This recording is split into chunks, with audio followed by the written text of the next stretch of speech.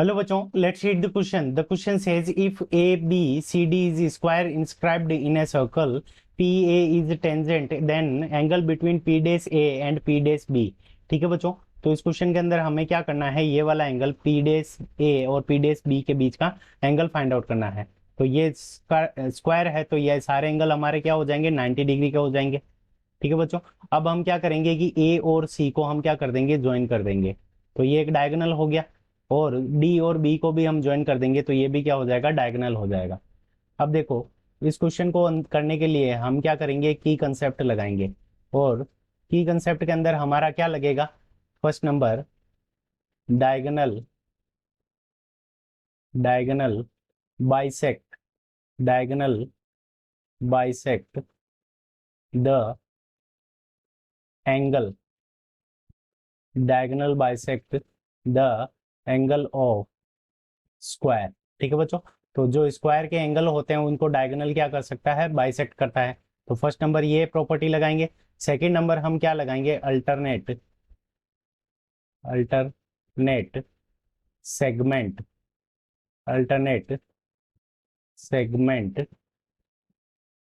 Theorem, alternate segment theorem. ठीक है बच्चों, अल्टरनेट सेगमेंट थ्योरम लगा के इस क्वेश्चन को हम सॉल्व करेंगे। तो देखो, सबसे पहले यहाँ पे ये क्या बन रहा है कि ये वाला बाइसेक्ट कर रहा है, तो ये एंगल हमारा कितना हो जाएगा, 45। ये वाला एंगल भी हमारा कितना हो जाएगा, 45। So we can write angles A, A C, A C B is equals to 45 degree. अब ये ए सी बी किसके कारण बन रहा है, तो made by code A B. ठीक है बच्चों, तो यहाँ पे हम लिख देंगे made by code, made by code A B. तो ये ए बी कोड के कारण बन रहा है, और इसको हम दे देंगे इक्वेशन नंबर फर्स्ट। अब देखो, ए बी कोड जो है इसके साथ टेंजेंट के साथ में ए बी कोड का एंगल क्या होगा, इस एंगल के इक्वल होगा। ठीक है बच्चों, by alternate segment theorem. Alternate segment theorem क्या कहती है कि अगर किसी पॉइंट के ऊपर टेंजेंट का जो पॉइंट है उसके साथ में, टेंजेंट के साथ में जो कोड ये एंगल बनाती है, वही क्या करती है कि दूसरे सेगमेंट के ऊपर वैसा ही वो एंगल फॉर्म करती है। ठीक है बच्चों, तो ये इक्वल एंगल हो जाएंगे by alternate segment theorem. So angle A C B is equals to angle B A P dash.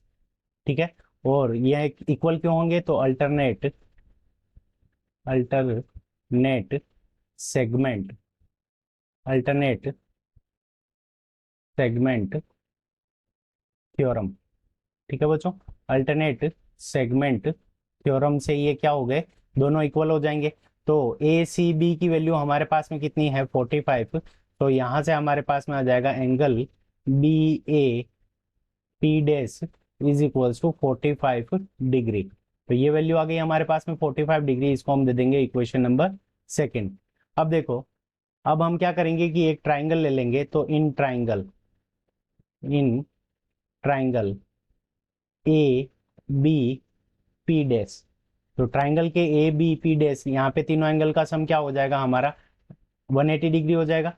तो यहाँ पे हम लिखेंगे angle B A P dash plus angle A B P dash plus angle B P dash A is equals to हमारा कितना हो जाएगा, इन तीनों का सम 180 डिग्री हो जाएगा। ठीक है बच्चों, अब देखो यहाँ पे ये जो हमारा एंगल बन रहा है वो 90 डिग्री का एंगल बन रहा है ये।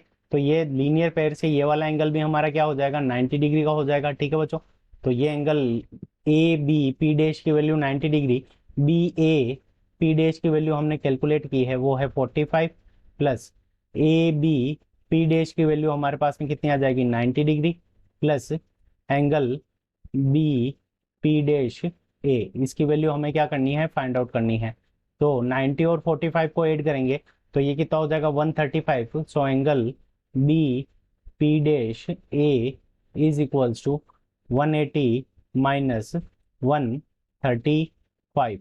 तो 180 डिग्री माइनस 135 डिग्री हम माइनस करेंगे तो हमारे पास में angle B P dash A की वैल्यू कितनी आ जाएगी, 45 डिग्री। सो ऑप्शन डी के अंदर गिवन है, तो ये ऑप्शन डी इस क्वेश्चन का करेक्ट आंसर हो जाएगा। I hope you understood it well. Best of luck. Thank you.